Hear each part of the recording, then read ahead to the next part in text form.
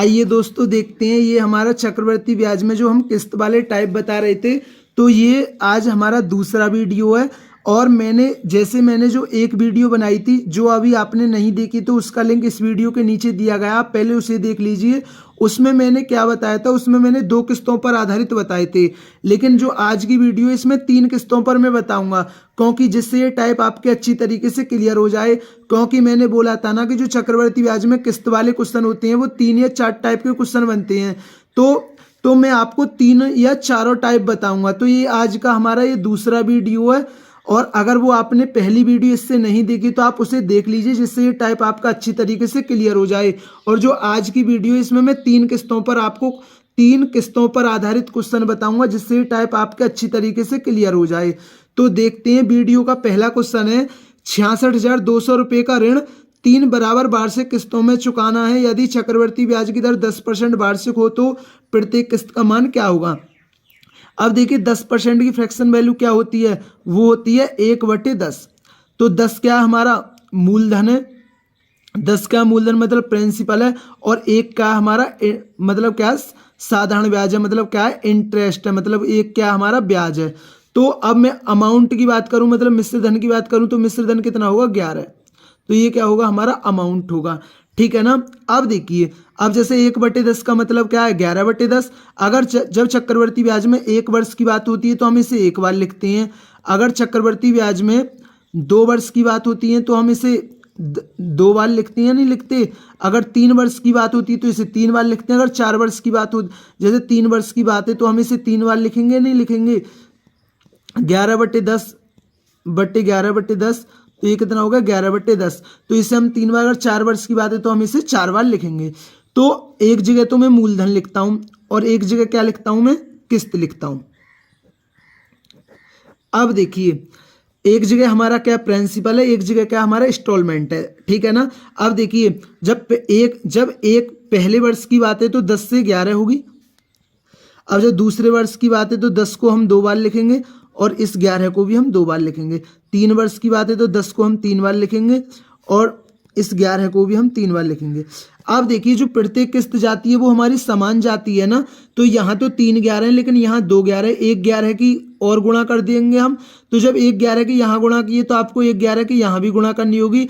देखिए, इस 11 से ये 11 कट जाएगी। क्वेश्चन पर कोई फर्क पड़ेगा तो आप कहेंगे कोई फर्क नहीं पड़ेगा। जब क्वेश्चन पर कोई फर्क नहीं पड़े तो हम किसी की भी गुणा या भाग कर सकते हैं, ठीक है नहीं। अब देखिए, यहाँ 3 11 है, लेकिन यहाँ 1 11 है, तो मुझे 2 11 की और गुणा करनी होगी।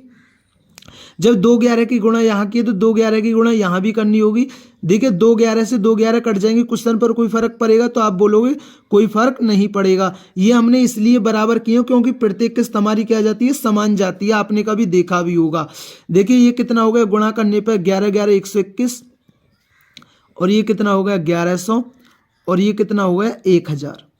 अब देखिए, जोड़िए टोटल हमने कितना धन उधार, कितने यूनिट धन उधार दिया था 0 1। तो हमने टोटल 3310 यूनिट धन क्या दिया था, उधार दिया था। लेकिन वो हमें कितना यूनिट धन वापस करेगा, तो वो हमें कितना यूनिट धन वापस करेगा, आप इन्हें जोड़ लीजिए। 3 1 3 3 3 9 13 3 39। देखिए, हमने 3310 यूनिट धन उधार दिया था, लेकिन वो हमें वापस कितना करेगा, वो हमें वापस करेगा 3993 यूनिट धन वापस करेगा। तो ठीक है ना। देखिए, हमारे हिसाब से धन कितना है 3310 यूनिट है, और क्वेश्चन में कितना है 66,200 है। अब देखिए, यहाँ से 1 यूनिट का मान निकाल लीजिए। 1 यूनिट का मान कितना आ गया, तो 1 यूनिट का मान आ गया 20। अब हमसे क्या पूछा, प्रत्येक किस्त का मान। तो प्रत्येक किस्त कितने की है, 1331 यूनिट की है ना। 1 यूनिट का मान 20 है, तो प्रत्येक किस्त का मान कितना होगा 0 2 2 3 6 और 13 दूनी 26। तो प्रत्येक किस्त का मान क्या होगा, वो होगा 26,620। अब देखिए, ये तो रहा प्रत्येक किस्त का मान। अब आपसे क्वेश्चन में ब्याज भी पूछ सकता है कि ब्याज कितनी दी होगी। अब देखिए, ब्याज भी निकाल लीजिए आप। देखिए, ब्याज 2 तरीके से निकाल सकते हैं। जो इससे मैंने पहली वीडियो बताई थी ना, उसमें भी मैंने ब्याज बताया था, और मैं फिर आज ब्याज बता रहा हूं कि ब्याज कैसे निकालेंगे। और इस पर मैं आधारित एक कल वीडियो लाऊंगा जिसमें ओनली ब्याज पूछेगा क्वेश्चन में। देखिए, हमने ब्याज कितनी यूनिट दी होगी।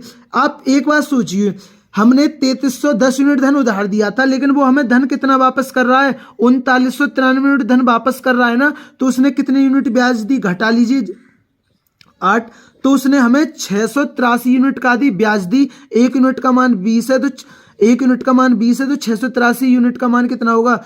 0 2 3 6 2 8 16 2 6 12 13, तो ये कितना हो गया? 13,660 क्या होगी हमारी ब्याज होगी। आप ब्याज ऐसे निकाल लीजिए, या देखिए उसने हमें 3993 यूनिट धन उधार दिया होगा, वो वापस किया होगा, और 1 यूनिट का मान 20 है तो उसने हमें इतना धन वापस किया होगा, लेकिन हमारा धन तो 66,200 था ना, तो आप इसे घटा लीजिए। जब आप इसे भी देखोगे ये कितना आएगा? ये आएगा 79,860 माइनस 66,200। जब आप इसे भी करोगे तो ये कितना आएगा? 13,660 रुपये आएगा। तो आप ये चाहे ऐसे ब्याज निकाल लीजिए चाहे ऐसे ब्याज निकाल लीजिए, आपको ब्याज निकालना भी आना चाहिए। ब्याज बहुत ही ज़्यादा पूछा जाता है, और मैं कल की वीडियो जो लाऊंगा ना, कल इस टाइप पर जो वीडियो लाऊंगा उसमें ओनली ब्याज ही पूछेगा, तो मैं कल इस टाइप को लाऊंगा जिसमें ओनली ब्याज पूछेगा। तो ये क्वेश्चन आपके अच्छी तरीके से क्लियर हुआ होगा। आइए इस टाइप का एक और क्वेश्चन देखते हैं जिससे ये टाइप आपके अच्छी तरीके से क्लियर हो जाए। आइए देखते हैं इस टाइप का नेक्स्ट क्वेश्चन है। 16,550 की राशि 10% वार्षिक चक्रवृद्धि ब्याज की दर पर उधार ली जाती है और 3 समान वार्षिक किस्तों में वापस की जाती है। प्रत्येक किस्त की राशि क्या है? देखिए 10% की फ्रैक्शन वैल्यू क्या होती है? 1/10। तो 10 क्या हमारा मूलधन है, मतलब प्रिंसिपल है, और 1 क्या हमारी क्या है? ब्याज, मतलब इंटरेस्ट। तो हमारा अमाउंट कितना होगा? 10 और 1 11, क्योंकि जो हमारा मिश्रधन होता है वो क्या होता है? मूलधन प्लस ब्याज होता है। अब देखिए, तो अब एक जगह तो मैं मूलधन लिखता हूं मतलब प्रिंसिपल लिखता हूं, और एक जगह क्या लिखता हूं मैं? किस्त, मतलब इंस्टॉलमेंट लिखता हूं। अब देखिए तो ये कितना होगा? पहले वर्ष की बात है तो 10 से 11 हो गया, और दूसरे वर्ष की बात है तो 10 को 2 बार लिखेंगे और 11 को भी 2 बार लिखेंगे। अगर 3 वर्ष की बात है तो इसे हम 3 बार लिखेंगे, और इसको भी हम कितने 3 बार लिखेंगे। 4 वर्ष की बात होती है तो 4 बार लिखते। अब देखिए जो हमारी प्रत्येक किस्त जो होती है वो समान जाती है। यहाँ 3 11 है लेकिन यहाँ 2 11 है, तो 1 11 की गुणा और कर दीजिए। जब 1 11 की गुणा यहाँ की है तो आपको यहाँ भी करनी होगी 1 11 की गुणा। अब देखिए यहाँ 3 11 है लेकिन यहाँ 1 11 है, यहाँ 2 11 की गुणा और करनी होगी, तो यहाँ भी 2 11 की गुणा कर दीजिए। देखिए 2 11 से 2 11 कट जाएंगे, क्वेश्चन पर कोई फर्क पड़ेगा? तो आप बोलेंगे कोई फर्क नहीं पड़ेगा। तो गुणा करने पे कितना आया? ये आया 1210, ये कितना आया? 1100 आया, और ये कितना आया? 1000 आया। अब देखिए कि ये कितना हो गया? ये हो गया 3310, और प्रत्येक किस्त कितने की दी है हमने? 1331 यूनिट की दी है। कितने की दी? 1331 यूनिट की। तो हमने 3 किस्तों में कितना धन वापस, कितने यूनिट धन वापस किया है? 3 3 3 9 13 3 39। देखिए उसने 3310 यूनिट धन उधार दिया था, लेकिन उसने वापस कितना किया है? उसने 3993 क्या किया? वापस किया 3 किस्तों में, ठीक है ना। अब देखिए उसने हमारे हिसाब से धन कितना था? 3310 यूनिट था, लेकिन क्वेश्चन के हिसाब से कितना है? 16,550 है।